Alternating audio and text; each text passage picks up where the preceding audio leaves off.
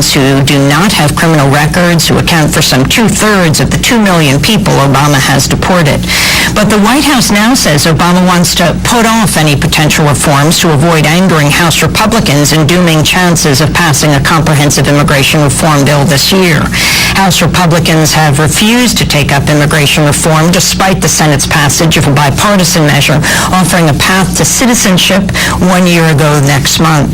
A top White House advisor says Obama plans to give Republicans one more chance to negotiate a compromise measure. Ukraine says it's taken control of the airport in the eastern city of Donetsk following fierce clashes with separatist rebels. The Ukrainian government says 48 people were killed, nearly all rebel fighters. The Organization for Security and Cooperation in Europe, meanwhile, has announced it's lost contact with 4 monitors who are in Donetsk during the airport standoff. The violence followed Ukraine's election of billionaire chocolate tycoon Petro Poroshenko in the country's first presidential vote since the ouster of Viktor Yanukovych. More than 30 people have been killed in the Boko Haram's latest attack in Nigeria. Militants struck a military base in the state of Yobe, killing dozens of government forces. The attack comes amidst rumors of talks between the government and Boko Haram representatives over freeing the close to 300 kidnapped schoolgirls. Nigeria's former president, Olusegun Obasanjo, has reportedly met with figures close to the Boko Haram. The Nigerian government has ruled out formal talks but has not denied that some form of discussions are underway. The head of Nigeria's military has said the military now knows where the abducted girls are being held, but has ruled out using force to rescue them for fear of endangering their lives. We'll have more on Nigeria later in the broadcast. A computer hacker who led a series of cyber attacks on governments and corporations before turning FBI informant has been released from prison. Hector Xavier Monsegur, known by his alias Sabu, walked free Tuesday after being sentenced to time served. The 7 months he spent behind bars. Sabu was once a key member of Anonymous and Lulzsec, launching cyber attacks that caused an estimated $50 million worth of damage. But he later turned on his cyber comrades. Working for the FBI, Sabu allegedly directed his friends to carry out more cyber attacks while feeding investigators enough incriminating evidence to indict them. Defense attorney Peggy Cross Goldenberg said Sabu hopes to put his past behind him. It has been a long and hard 3 years for Mr. Monsegur. We're very pleased that the judge recognized both what an extraordinary person he is and the extraordinary efforts that he has gone through in the past 3 years to turn his life around and to make up for his conduct and really to, as she said, use his skills to do good. Those who know him know that he is a smart, diligent, loyal, hardworking person, and Mr. Monsegur and his family are looking forward to putting this behind them and moving on with their lives to do good things. Sabu also played a key role in the government's arrest of computer hacker Jeremy Hammond, who was sentenced last year to 10 years in prison for hacking into computers of the private intelligence firm Stratfor. Hammond has accused Sabu and the FBI of using him to attack the web pages of foreign governments. The Supreme Court has struck down a law that limited how death row prisoners can prove they're mentally disabled. Federal law bans the execution of the mentally impaired. The law says prisoners must have an IQ below 70 before being allowed to present any additional evidence to prove their case. In a 5-4 decision, the court ruled the law violates the 8th Amendment ban on cruel and unusual punishment. Democratic Congressmember John Conyers of Michigan has won a place on his district's upcoming primary ballot after facing the threat of exclusion. The Wayne County Elections clerk had initially ruled Conyers was not eligible for the primary because his campaign failed to collect enough valid signatures and one of his staffers were not properly registered to vote. But a federal judge has ruled the missteps by Conyers' staff were the result of good faith mistakes, wrongly believing they were in compliance. First elected in 1964, Congressmember Conyers is the House's second longest-serving incumbent. The NSA whistleblower Edward Snowden has spoken out in his first interview with an American television network. Speaking to NBC News anchor Brian Williams, Snowden rejected government attempts to dismiss his views by painting him as a low-level analyst. What I do is I put systems to work for the United States. And I've done that at all levels, from the bottom, on the ground, all the way to the top. Now, the government might deny these things. They might frame it in certain ways and say, oh, well, he's a low-level analyst. But what they're trying to do is they're trying to use one position that I've had in a career here or there to distract from the totality of my experience, which is that I've worked for the Central Intelligence Agency, undercover, overseas. I've worked for the National Security Agency, undercover, overseas. And I've worked for the Defense Intelligence Agency as a lecturer at the Joint Counterintelligence Training Academy, where I developed sources and methods for keeping our information and people secure in the most hostile and dangerous environments around the world. So when they say I'm a low-level systems administrator, that I don't know what I'm talking about, I'd say it's somewhat misleading. The full interview airs Wednesday night in an embassy special. And in a Democracy Now! Exclusive, the nation's former top counterterrorism official said he believes President George W. Bush is guilty of war crimes for launching the 2003 invasion of Iraq. Richard Clark served as National Coordinator for Security and Counterterrorism during President Bush's first year in office. He resigned in 2003 following the Iraq invasion and later made headlines by accusing Bush officials of ignoring pre-9/11 warnings about an imminent attack by al-Qaeda. On Tuesday, Richard Clark spoke to Democracy Now! In an interview that will air next week. Do you think President Bush should be brought up on war crimes and Vice President Cheney and Donald Rumsfeld for the attack on Iraq?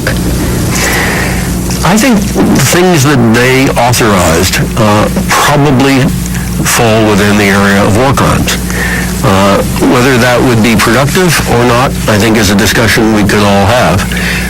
But we have established procedures now with the International Criminal Court in The Hague where people who take actions as serving presidents or prime ministers of countries have been indicted and have been tried. So the precedent is there to do that sort of thing.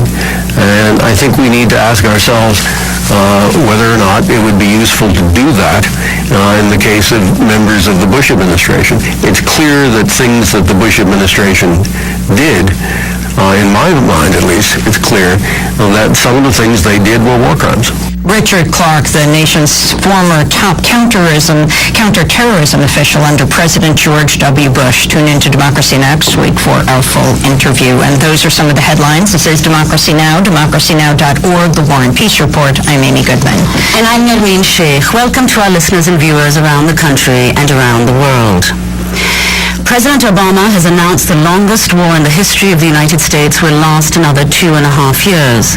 On Tuesday, Obama said that the U.S. will maintain almost 10,000 troops in Afghanistan after its formal combat mission concludes at the end of this year.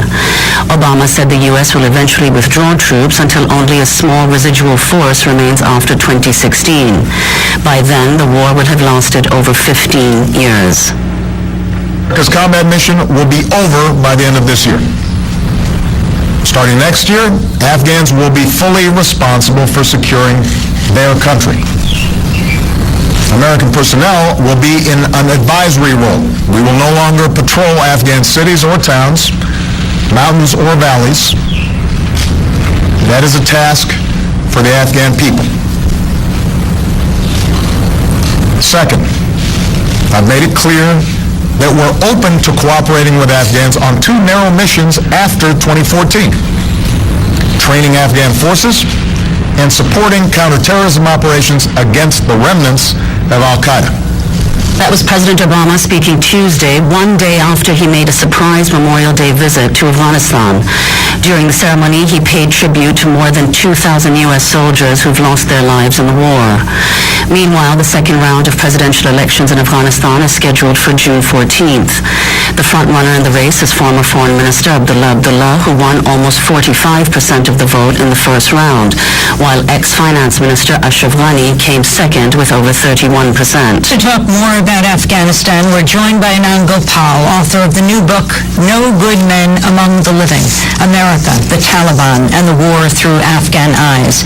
He's a journalist and fellow at the New America Foundation, has spent years reporting on Afghanistan. Welcome back to Democracy Now! Anand. Talk about the president's announcement. Well, it wasn't really a surprise because the Pentagon had been asking for around that number of troops, and this is what he delivered.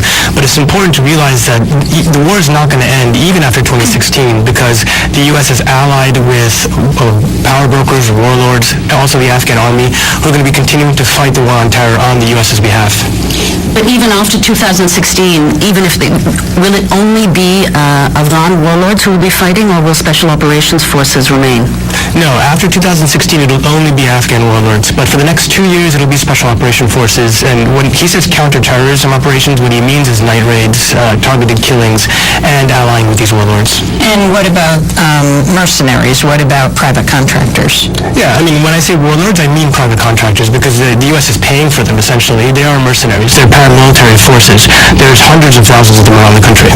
And they will leave also, at least according to this plan, by the end of 2016 or continue? No, they'll continue. These are Afghans, actually. These mercenaries and private security contractors, unlike Iraq, they're mostly Afghans. They're mostly people who the U.S. has been paying unofficially. What do they do as against regular military personnel? So the Special Operations Forces, these are the ones who are doing what are called counterterrorism operations, which means, for example, night raids. So that's going into people's houses, taking people who are suspected to be Taliban or Al-Qaeda, sending them to Bagram. In previous years, they were sending them to Guantanamo. It also means targeted killings. So there's a list of people, a list of Afghans who are supposedly enemies of the United States who will be targeted through drone strikes or through conventional types of attacks. Can you talk about this election that is taking place and what the two major candidates represent? What is the role of Hamid Karzai? Both candidates actually have a surprisingly similar platform. There's really not much that's different between the two of them. Both have pledged to sign the agreement that would keep U.S. forces in Afghanistan over the next 2 years. Both are considered to be very pro-American. They both recognize that without the U.S.'s support, financial support particularly, they wouldn't be able to exist. The Afghan government wouldn't be able to exist because the U.S. actually pays for the government to function. And in your reporting in Afghanistan over the course of the work that you've done there, what did you find was the effect among Afghans of the kinds of operations that you suggest the Special Forces will continue to carry out? Well, Afghanistan's complicated because the war is only being fought in about half the country. And in that half of the country where these raids are being carried out, people are very angry and have been angry at the U.S. forces. If you ask somebody what do you think about the United States in these areas, they will say, oh, these are the people who come and kick our doors down in the middle of the night and take our loved ones away. And so in those areas, they're happy that by 2016, this will hopefully be over. Talk about the people you profile in your book. You have spent years reporting from Afghanistan. You look at three major figures. Yeah, that's right. I look at 3 Afghans and I follow their lives from 2001 to today. One is a Taliban fighter, and he's somebody who had been a major Taliban commander in the 1990s during the Taliban government, and then he quit in 2001. Tried to live a civilian life, but for various reasons, mostly because of the warlords that the U.S. had supported, couldn't, and so he was driven back into the insurgency. The second is a warlord that the U.S. has supported over the last 10 years. He's somebody who rose from obscurity to become a very rich and powerful person, and it's symbolic of many of the types of warlords that we've supported over the last decade. The third is a Afghan housewife, and she's somebody who grew up in Kabul and fled to the countryside, and she was very interesting for me to be able to get a sense of how this world looks like from the point of view of Afghan women. So talk about how they will each fare now, what they are doing. Give us more about the way you flesh them out in these profiles in your book. Well, the Taliban fighter, his name is Akbar Shah. He's somebody who's very interesting because, as I said, he had quit the fight in 2001, and he wasn't alone in this. In fact, most Taliban had actually quit when the U.S. had invaded. They tried to switch sides. So what ended up happening is you had no Taliban, essentially, that were fighting, and you had no Al-Qaeda, because Al-Qaeda had fled the country as well. And so you had the U.S. forces on the ground without an enemy to fight. And that's where the alliances with the warlords came in, because the U.S. allied with all sorts of shady characters, and they would accuse people of being Taliban or Al-Qaeda, and a lot of people got wrongfully arrested and sent to Guantanamo. And this Taliban fighter was one of the people who was wrongfully arrested a couple of times. He was beaten, and through this he actually ended up back into the insurgency. And the housewife? And the housewife, she grew up in Kabul. She was somebody who's was educated. Hila is her name. And she fled to the countryside in the 1990s when there was a civil war. Basically, the U.S.-backed Mujahideen, who were the warlords and Islamic fighters that we had backed in the 1980s, when they were fighting against each other, basically reduced Kabul to shreds. So she fled to the countryside, and for the next 10 years, she was essentially locked in her house. That included when the Taliban was in power and when the U.S.-backed regime was in power. She had very little chance to go outside of the house, and so a lot of the book details her travails under the circumstances and figuring out how she can get out of the house and how she could find her way back to her home in Kabul. And the warlord, and how a warlord will fare after the U.S. leaves. Well, the warlords are really the ones we've empowered. If you want to ask, well, what is the American legacy in Afghanistan, is that we've taken people, some of these people were obscure figures before. For example, this warlord, back in the 70s, he was a school janitor. After the CIA had backed a lot of Mujahideen fighters, and after the last 10 years when we backed warlords, people like him became extraordinarily wealthy and powerful.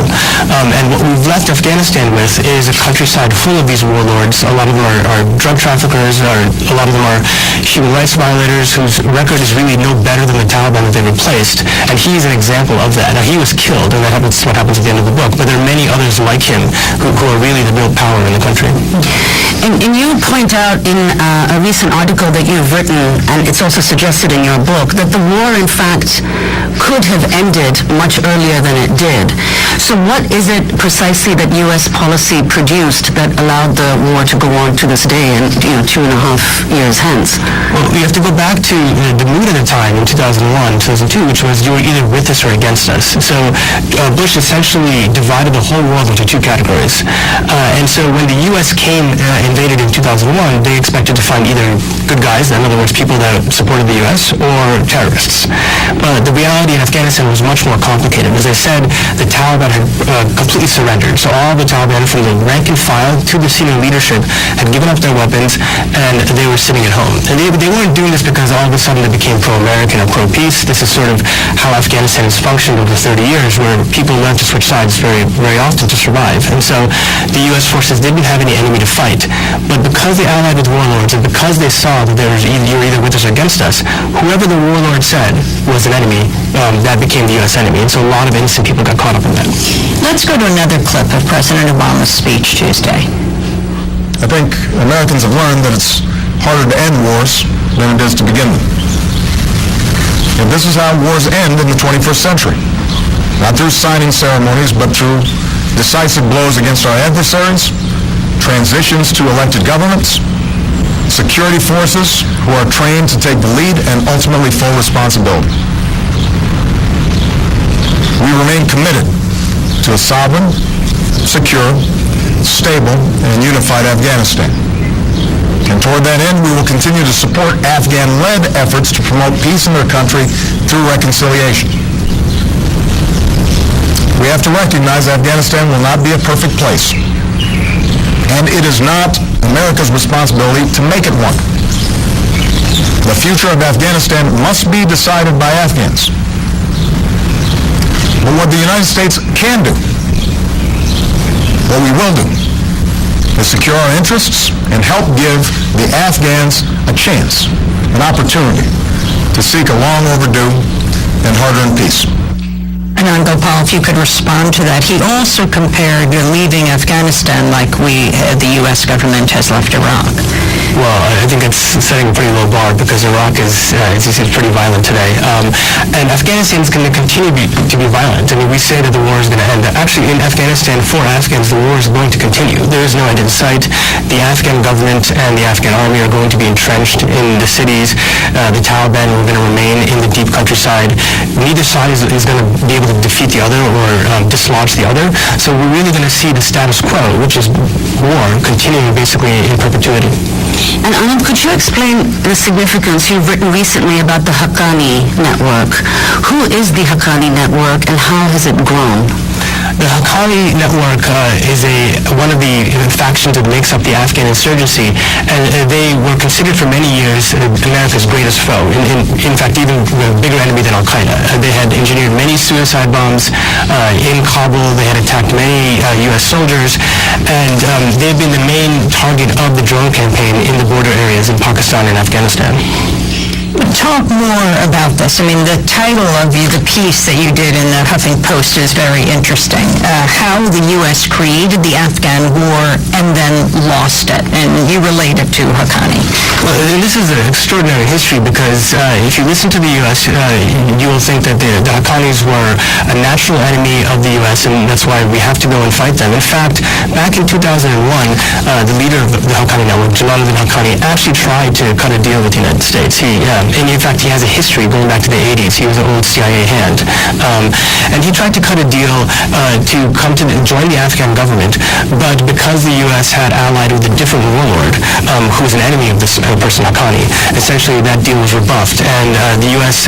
enacted upon a campaign to kill Haqqani, and in the process of it killed 100 or 200 civilians, and drove him and his followers into Pakistan, where in subsequent years they regrouped and launched the insurgency that we see today. So how common is that trajectory, in fact, Jalaluddin Haqqani's trajectory from a mujahid during the Soviet invasion of Afghanistan in the 1980s and then to the Taliban? It's very common. In fact, everybody in the Taliban, or most people in the Taliban, were mujahideen in the 1980s. They were low level. They weren't big warlords like Haqqani, but they were all people who, in one way or other, benefited from the CIA's aid to the mujahideen in the 1980s. They later became the Taliban. Then they tried to join the Americans again in 2001, and they were rebuffed, and then they went back and started fighting. Can you talk about the numbers of Afghans who have died during the war? Today, in all the U.S. media, they're talking about the number of U.S. soldiers, which is well over 2,000. But I don't know that we have that sense of how many Afghans have died. We don't, and in fact, we don't even know how many numbers, what the numbers are, because it's very difficult to count, and Afghans who are killed by the Taliban tend to be counted, but Afghans who are killed by American-backed forces aren't always counted. But what we do know is that tens of thousands of Afghans have died in this conflict and continue to die. What it means to be an Afghan today is that on the one hand, you're run the risk of hitting roadside bombs or being caught by the Taliban, or on the other side, being caught by pro-American warlords. They get summarily executed. There's grave human rights violations from all sides in the countryside. That's what it means to be an Afghan today in the countryside. And before we conclude, Anand, could you talk about on June 14th, the second round of the presidential elections will be held. Now, both the leading candidates, Abdullah Abdullah and Ashraf Ghani, have said that they will sign a bilateral security agreement with the United States. Could you talk about the significance of the bilateral security agreement? And there's also a status of forces agreement. Is it the same thing? Will both be operational? Are both candidates amenable to signing? The status of forces agreement applies to NATO. The bilateral security agreement applies to the U.S. forces. But essentially they're the same thing. The idea is that U.S. troops or foreign troops would be allowed to stay in Afghanistan after this year, and they would be given immunity from prosecution in local courts if they commit crimes. So that's what it's about. But ultimately what it's about is the idea of sovereignty. That's why Karzai didn't want to look like he was signing this over, because he's sensitive to the fact that a lot of Afghans feel that the Afghan government is a client state for the United States. And finally, the surge that happened in 2009, where something like 100,000 U.S. soldiers were there. As you reflect back on it, and you're reporting on it there in Afghanistan, what effect did it have? Well, if the surge's goal was to defeat the Taliban and leave Afghanistan as a state without terrorism and without the sort of everyday deprivations that we see, then the surge failed. What it has done is, like I said, it's kept the Taliban in their villages, and it's kept the Afghan government in the cities, and Afghans in between these two sides. And if you're an Afghan, it's very difficult you can't be neutral. If you're living in the cities, you have to support the government. If you live in the villages, you have no choice but to support the Taliban. That's unfortunately the legacy of the U.S. war. Anand Bahal, thank you so much for being with us. The title of his book, No Good Men Among the Living, America, the Taliban, and the War Through Afghan Eyes. Anand is a journalist and fellow at the New America Foundation. Thanks for joining us. This is Democracy Now! When we come back, we'll talk about the nearly 300 schoolgirls who were kidnapped in Nigeria. What's happening now, and will the crisis there be used to justify increased U.S. militarization in Africa? Stay with us.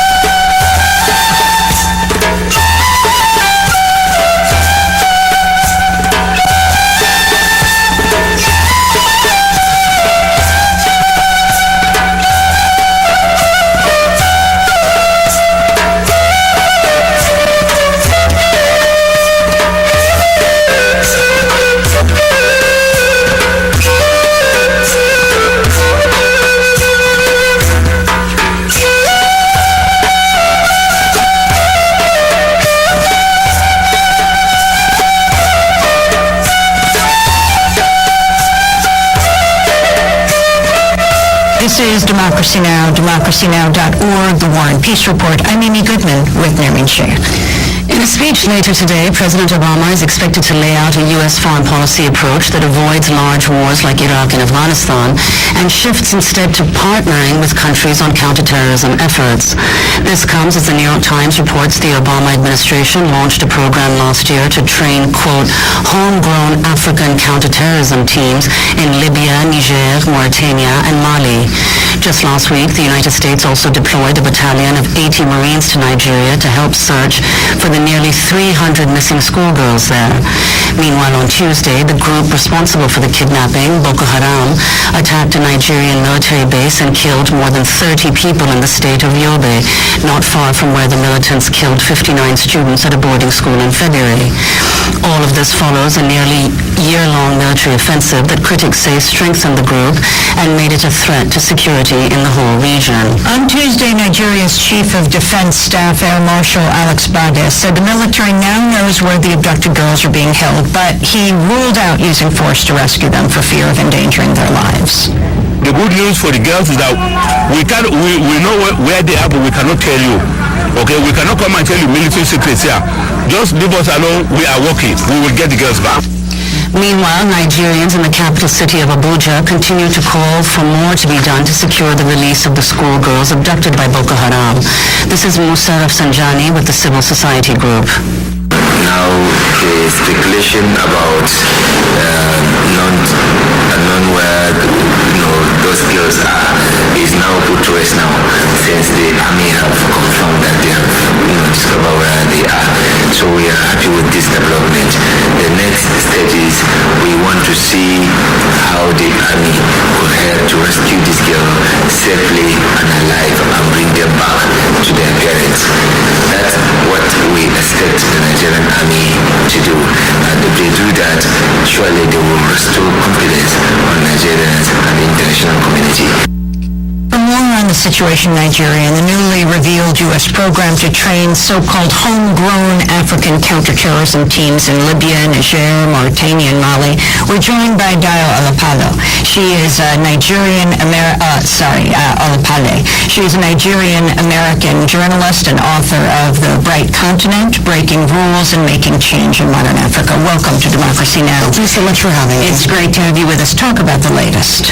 You know, I think just looking at those clips and hearing folks express confidence in the Nigerian government and the Nigerian military's ability to rescue these girls rang a bit false to me. I think this has been a problem for upwards of 5 years with respect to Boko Haram.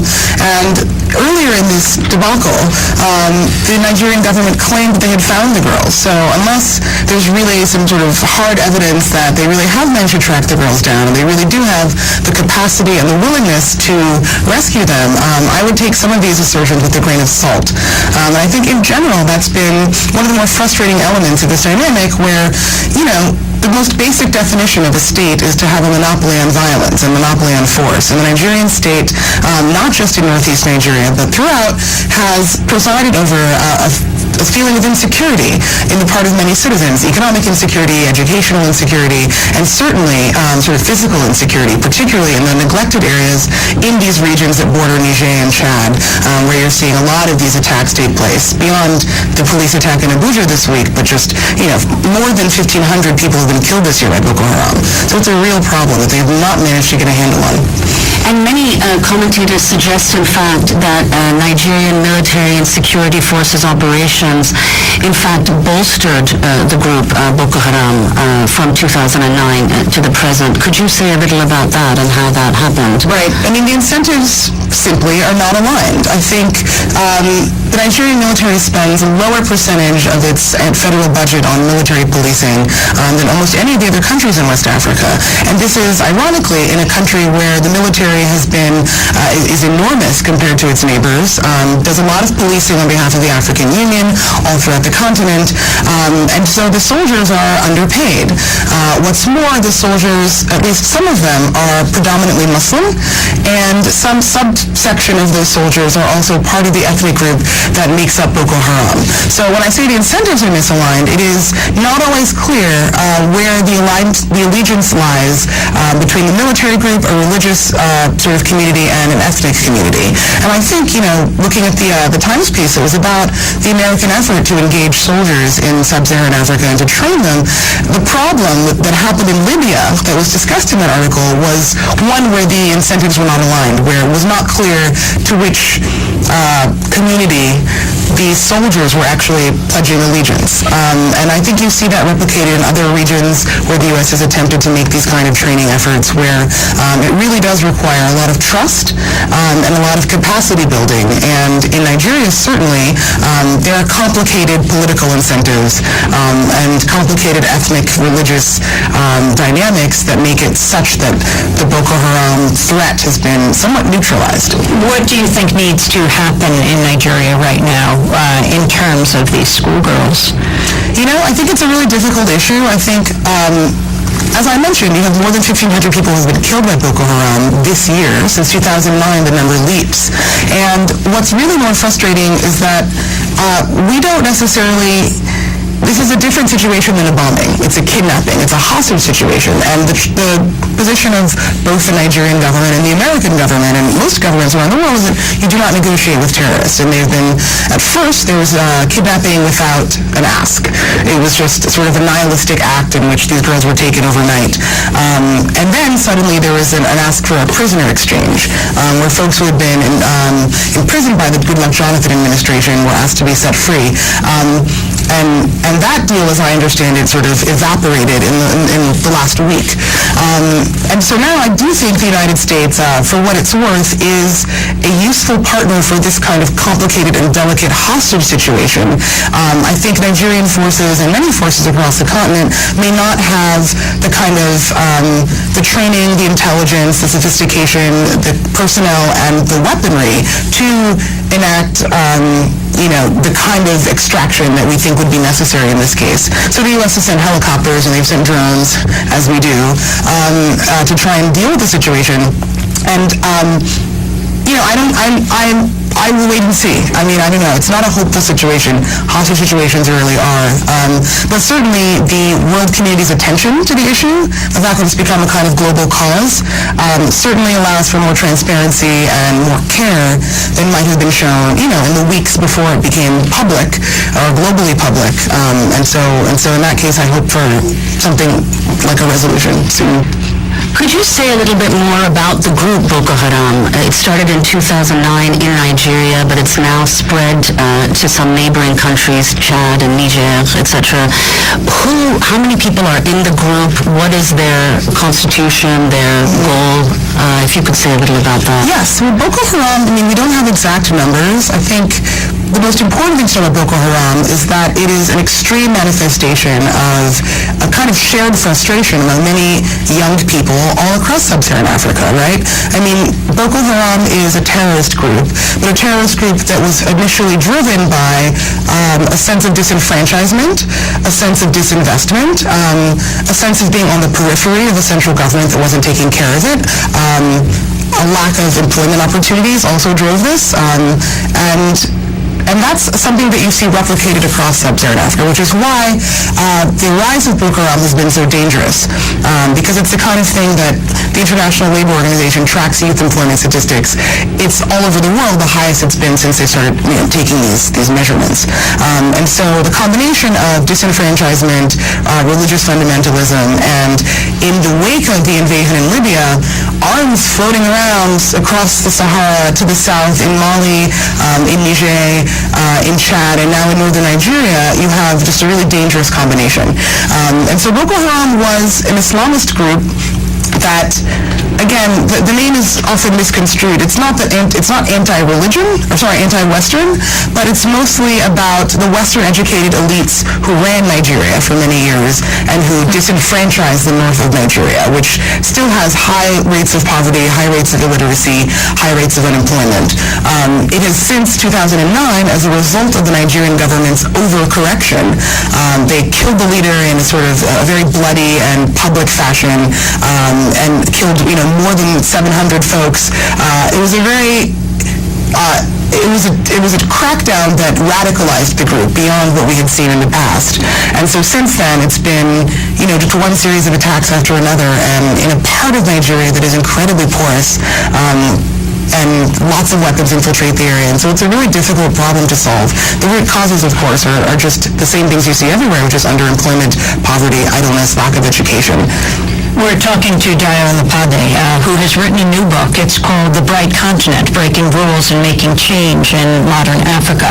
We're also joined by Democracy Now! Video Stream by Carl Levin, Assistant Professor at American University School of International Service, author of the forthcoming book, Dictators in Democracy and African Development, The Political Economy of Good Governance in Nigeria. Last week wrote an op-ed for the Christian Science Monitor, headlined 6 Ways to Bring Back Our Girls in Nigeria. Welcome as well to Democracy Now! Carl. Can you talk about what are those 6 ways, but also whether you see what's happening now, the crisis being used to further militarize Africa? Great. Thanks for having me on the show, Amy. I wrote this op-ed with one of the Bring Back Our Girls organizers because we felt like that the response to the kidnapping of the girls was becoming politicized, actually, on both sides of the Atlantic, and that there were some really important and urgent steps that could be taken right now that didn't require new laws or expensive new policies or even large-scale international cooperation. One idea was to establish what we described as solidarity schools in the North, and that is, in addition to these girls who've been kidnapped, there are tens of thousands of girls who would like to go to school, but it's too dangerous for them or too complicated for them. And so we proposed this idea of solidarity schools in the northeastern states where they could go to nearby places that are safer, and that this would also facilitate national integration. One of the wealthiest men in Africa, Dangote, has proposed a similar idea recently. Also, we proposed that the political parties who are gearing up for a major election next year in February 2015 could simply invite more women to run for office. In some parts of the country, there are actually no women who are office holders. For example, in the Northeast, in the 6 northeastern states in 2011, not a single woman was elected to state assemblies. A third issue was the widespread problem of internally displaced persons and now refugees. And this is not solely a problem to be blamed on Boko Haram, although Boko Haram certainly bears the brunt of this problem, but it's also because of the government's heavy-handed response to Boko Haram.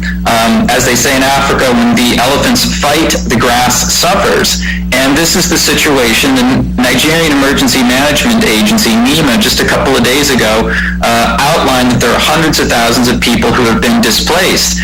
And this is a problem that has been neglected somewhat by the international community, and on the domestic front within Nigeria, really needs an urgent and politically neutral humanitarian response. So those are some of the ideas that we were outlining. The last one that I'll just mention briefly, because it's very relevant to development since yesterday, is that the government could do much more to coordinate its information and simply hold a press conference every day. The Nigerian government, since yesterday, has not even sent consistent signals about whether it's negotiating through back channels or otherwise with Boko Haram. And Carl Levin, you were in Nigeria when these girls were abducted?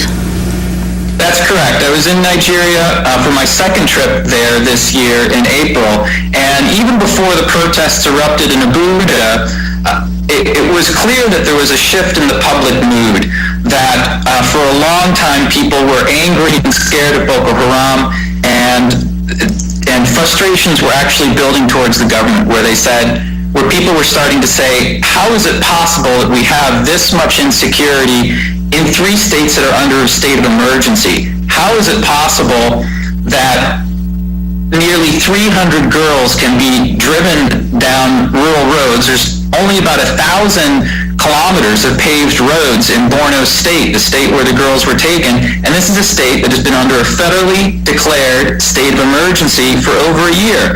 How do you move that many people in a state that's under a federal military state of emergency? You your response to this, Jai? I think, the Nigerian government is characterized by a lack of capacity and a lack of willingness on so many levels for some of the reasons I described with respect to the makeup of the military. I think you're very right to point out that the Nigerian elections next year feature prominently in a sort of looking the other way. I think the need to build coalitions amongst this traditional power-sharing agreement between North and South, Christians and Muslims, certainly drives some of the light touch that the military and the Jonathan government has taken with respect to the states that are under emergency. I think it's really frustrating that citizens taking to the streets, which I would just like to underscore is very unusual in Nigeria. It is very unusual to see. There has been no African Spring, I think, for a reason. In my reporting for the book and all across sub-Saharan Africa, people are much more likely to try and go about their daily business, to try and fill in the holes the government has left with their own ingenuity, with their own family networks, with technology now. So to see people, first during the Occupy Nigeria movement, which was a response to rising petrol prices, which is the sort of neoliberal government strategy at this point, as well as this more recent Bring Back Our Girls was really unusual, and I think represents, a hopeful reclamation of the narrative from Boko Haram at the extreme end, again, to a shared complaint, which is that the government does not provide the most basic services to the 170 million citizens of Nigeria.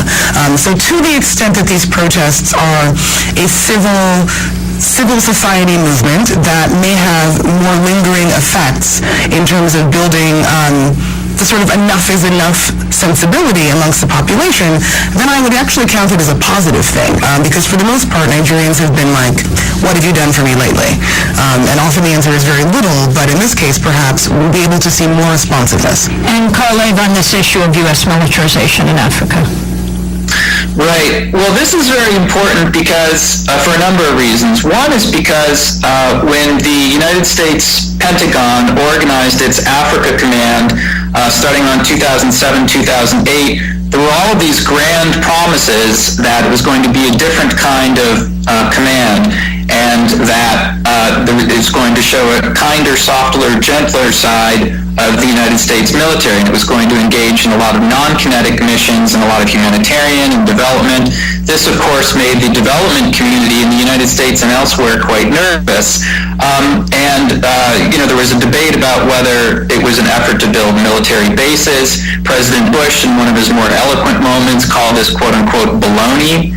And so now, with the recent revelations by Eric Schmidt's excellent reporting that the United States has been secretly expanding military assistance to Libya, Mauritania, Niger, and Mali, $16 million to Libya, $29 million to Mauritania, $15 million for counterterrorism assistance in Niger, where, by the way, the United States last year just established a separate drone base that it's been using for overflights into Mali. All of this confirms that much of this thrust was, after all, about expanding military operations on the continent. And to some extent, some of the governments, as I have written about and researched, are open to this kind of cooperation, especially with this sort of crisis. But that presents a real problem where you have governments of questionable legitimacy.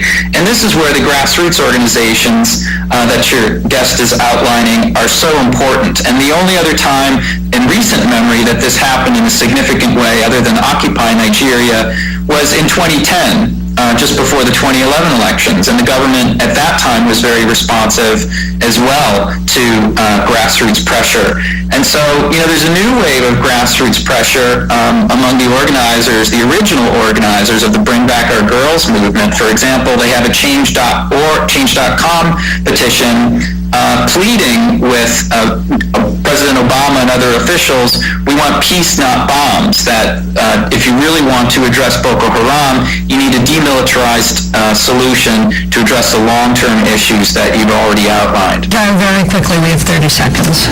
I just wanted to point out that when I was living in Kenya, while I was reporting the Bright Continent, it is so often African citizens who are bearing the blowback from the U.S.'s light footprint in Africa. They're prosecuting a war in Somalia, Ugandan and Kenyan troops. But the Westgate Mall attack, as among many different attacks, was an example of African citizens paying the price for an extension of the American war on terror. Explain that a little further. Well, the United States has been supporting the invasion into Somalia with everything but troops. It is African troops that are in Somalia, and it is Somalis who are attacking Africans in retribution because they're on the ground there. And so the Westgate Mall attack, which we all watched in horror in Nairobi, was a direct effect of the fact that Somali militants are retaliating for a war on their soil funded by the United States but prosecuted by African troops. I want to thank you very much for being with us. Daira Lupade, her book is The Bright Continent, Nigerian-American journalist. The subtitle, Breaking Rules and Making Change in Modern Africa. Carl Levon, thanks for being with us, assistant professor at American University. That does it for this segment. We are going to move to another part of Africa, to Egypt, in a moment. Sharif Abdel-Qaddous will join us from a polling place in Cairo. Not many people are turning out. Stay with us.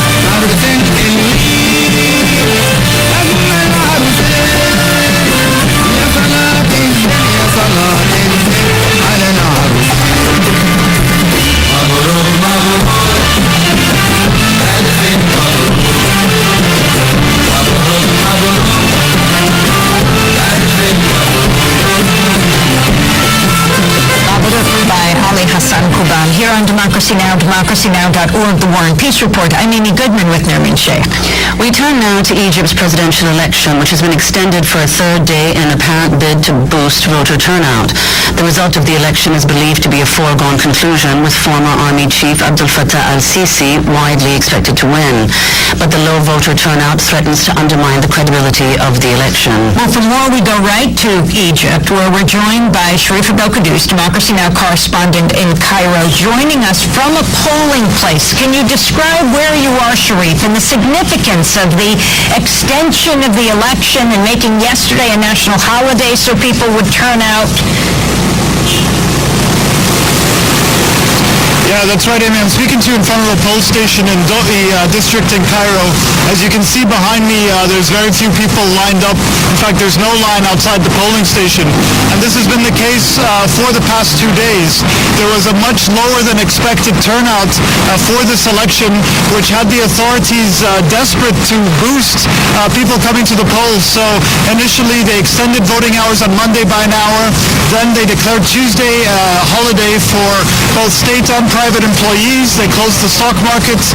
They suspended fares for the train and the metro to facilitate people getting to the polls. And they even had the Justice Ministry saying that people were going to get fined if they didn't go to vote. It also spurred many of the hosts on pro-military hosts on television that dominate the airwaves were in hysterics last night, criticizing people for not turning out, having a lot of elite disdain for the Egyptian people. One host calling people traitors for not voting, another telling business owners to check their employees' hands to see if there was ink proving that they voted.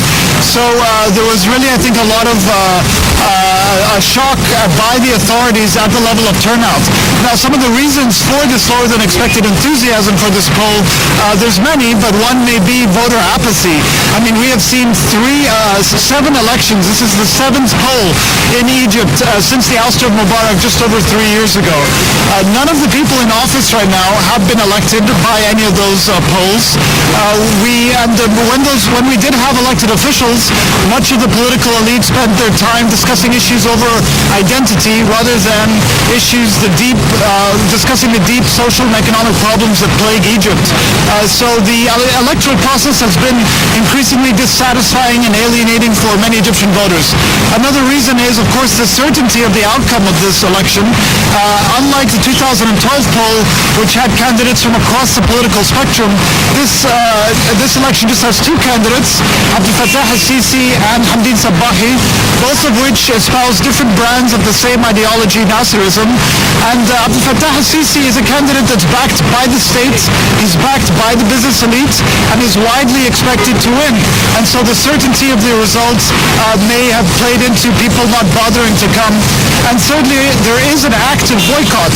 We have to remember that the largest political group in the country, the Muslim Brotherhood, is not taking part in this election.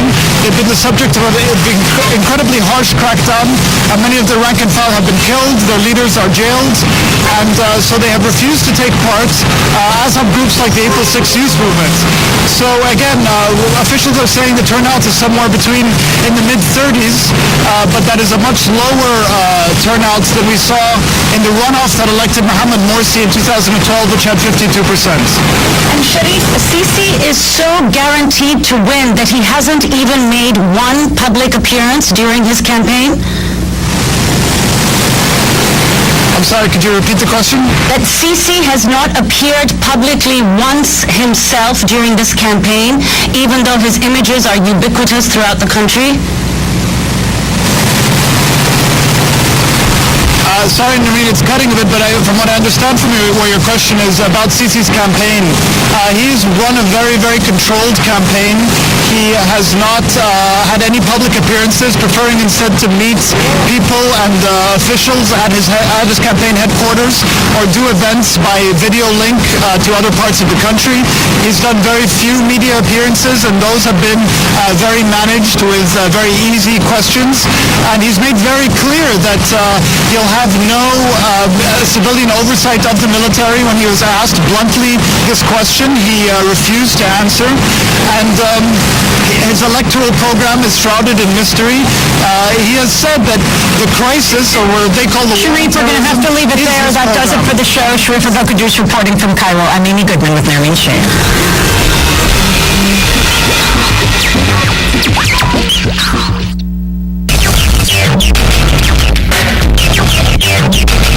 Tune into Free Speech TV's weekly broadcast of Gay USA for in-depth coverage of gay, lesbian, bisexual, and transgender issues.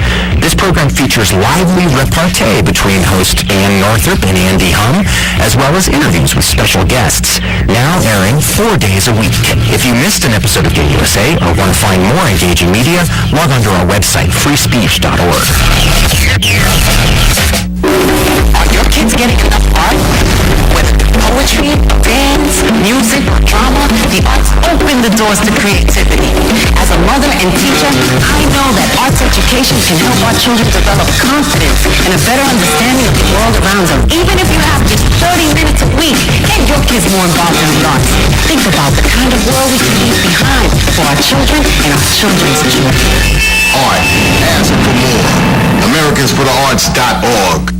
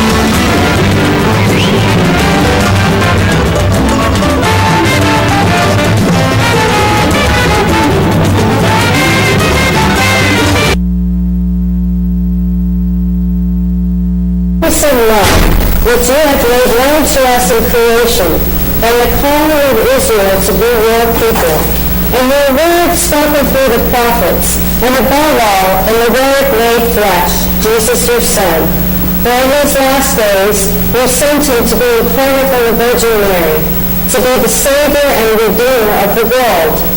In him, you have delivered us from evil, and made us worthy to stand before you. In him, you have brought us out of error into truth, out of sin into righteousness, and out of death into life. On the night before he died for us, our Lord Jesus Christ took bread, and when he had given thanks to you, he broke it and gave it to his disciples and said, "Take, eat. This is my body which is given for you. Do this in remembrance of me." After supper he took the cup of wine, and when he had given thanks, he gave it to them and said, "Drink this, all of you. This is my blood of the new covenant which is shed for you and for me, for the forgiveness of sins. Whenever you drink it, do this for remembrance of me."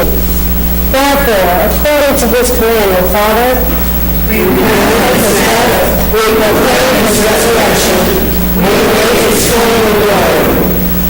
And we offer our sacrifice of praise and thanksgiving to you, O Lord of all, presenting to you for your creation this bread and this wine. We pray, O gracious God, to send your Holy Spirit upon these gifts, that they may be the sacrament of the body of Christ and blood of the new covenant.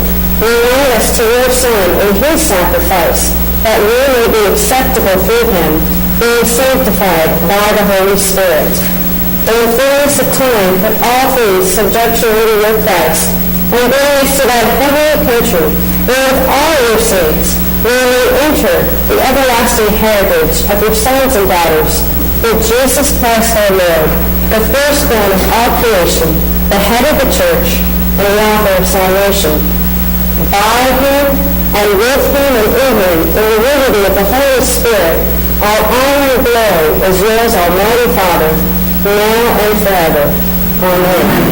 And now as our Savior Christ has taught us, we are bold to say, Our Father, who art in heaven, hallowed be thy name. Thy kingdom come, thy will be done, on earth as it is in heaven. Give us this day our daily bread, and forgive us our trespasses, as we forgive those who trespass against us. And lead us not into temptation, but deliver us from evil. For thine is the kingdom, and the power, and the glory, forever and ever. Amen. Hallelujah! Pastor Passover sacrifice for us. Therefore let us keep the feast. Hallelujah. The gifts of God for the people of God. Take them in remembrance that Christ died for you, and put on him in your hearts by faith and thanksgiving.